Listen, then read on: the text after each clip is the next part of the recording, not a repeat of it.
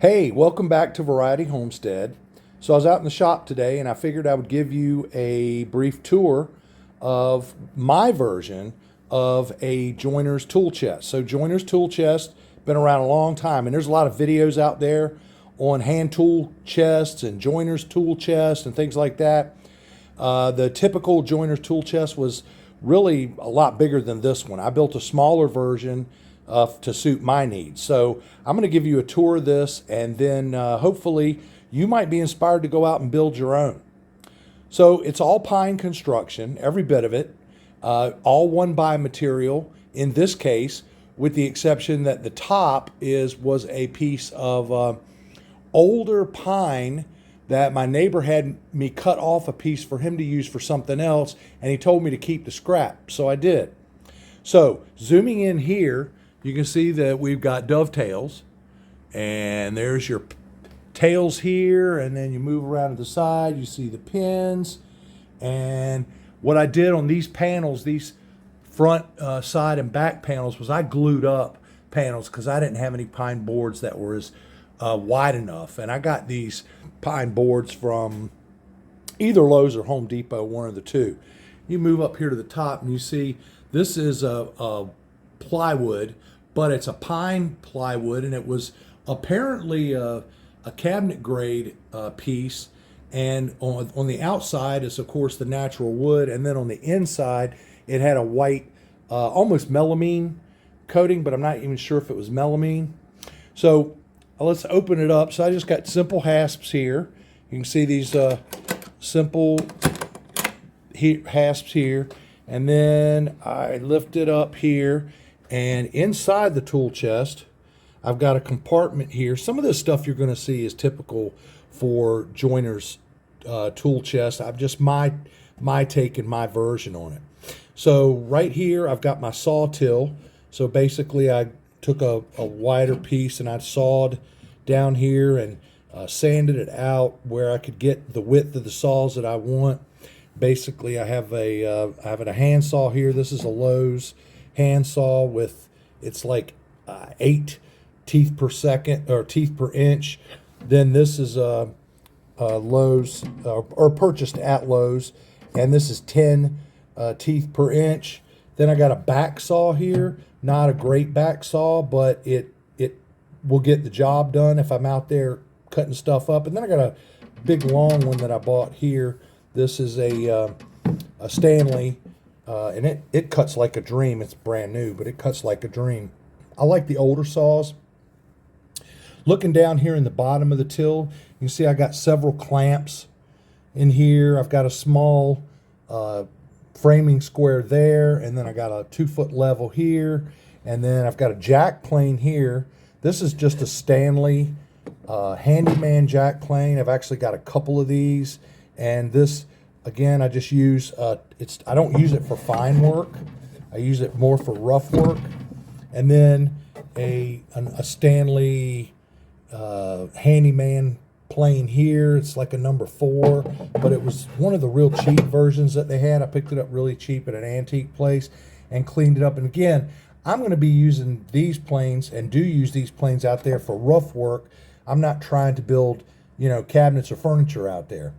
On the inside over here, if I can move this camera correctly, what you'll see here is duplicated on the other side. What you have here is a strip that is about an inch thick, and it's screwed into the side. And then I've got another strip of oak here. This is oak, and these are so that the trays will rest in there. And then I've got it on the other side as well. As you can see here, there's the thicker oak strip there, and then the thinner oak strip. This is pallet wood, by the way. And then in the back, what we've got, there's that melamine surface, or melamine type surface. It actually isn't melamine, but it may be just some sort of a paint of some type. 3 typical hinges here. So I went like 3 inches in on the sides, and then split the difference here. Mortised out, of course, for the hinges. And then that's pretty much how that part lays out. And then you close the lid up, and you've got actually a dust seal. I guess this could be called a dust seal. So out here on this one, you see this is just a piece of 1x, and this is a piece of 1x2, but I took a beading plane and I beat it here on the bottom of this one and beat it here on the top of this one, mainly just to see what it would look like and see if I could do it and do a decent job at it, which apparently I did, because I think it looks pretty nice. So on the side here, you see my handles. Now these will support the entire weight of it, but it's not supposed to be really carried by them. They're more for lifting, not for carrying. But I usually lift it, put it in the back of my wagon, and then drag it wherever I'm going to drag it. And then over here, you can see the pins over here, and I did a really nice job on that. I'm not bragging too much, I don't think, but I did a really nice job on those dovetails for that cabinet. I really took my time to do a nice job. Along the back here, you see the hinges, and you see these blocks here. There's one block here on this side, and then there's another block here on this side. And what that's for, those two blocks actually hold the lid open so that it won't flop all the way back.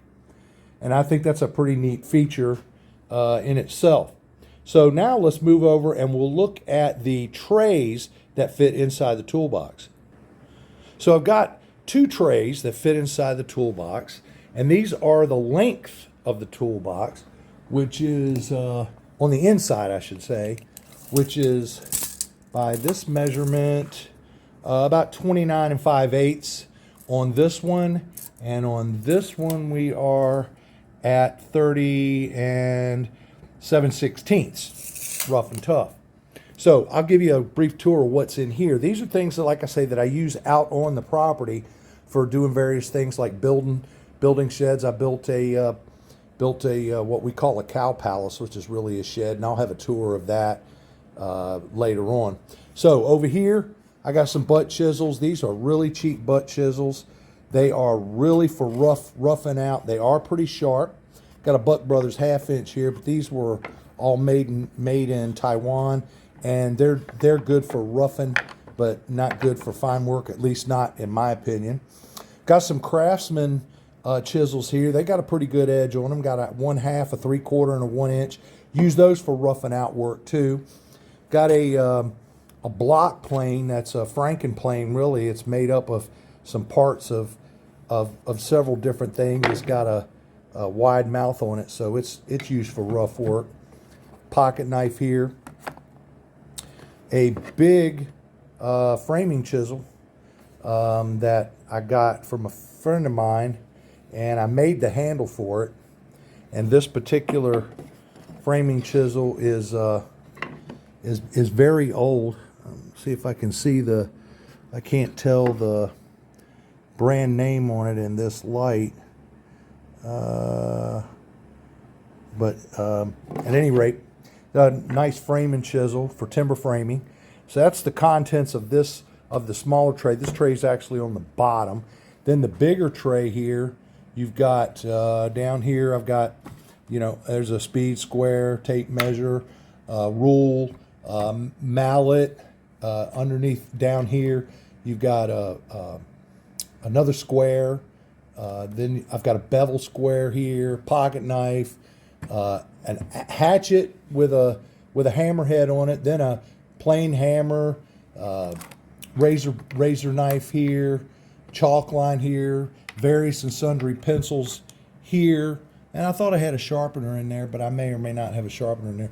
These are just these are all tools that I take with me out there, and usually I can do anything I want to do out there with this set of tools.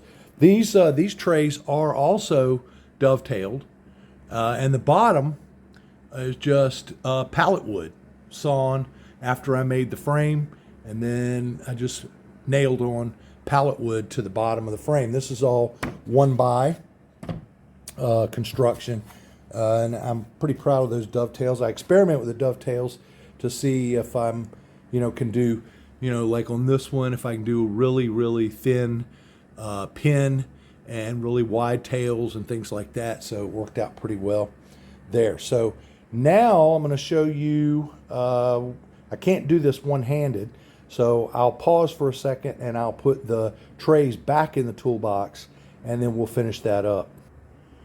Okay, put the smaller tray back in so you can see that the design here is for this to be able to slide forward and back. Now it does catch up on this tall saw right here because it's above the ramp or the sliding edge, but not much I can do about that. If I left that saw out, it would slide all the way across. Now I'll show you the next tray inside. All right, so the top tray is in, so you see that slides back and forth too, right? So that slides that way, and when it's slid all the way forward, you can get anything you want out of either tray. And then if you want to get down to the bottom of the toolbox, you just slide this tray back, and then you've got access to anything and everything in there.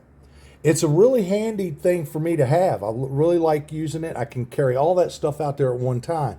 Now, there's one more little trick that I have up my sleeve that I want to show you about this toolbox.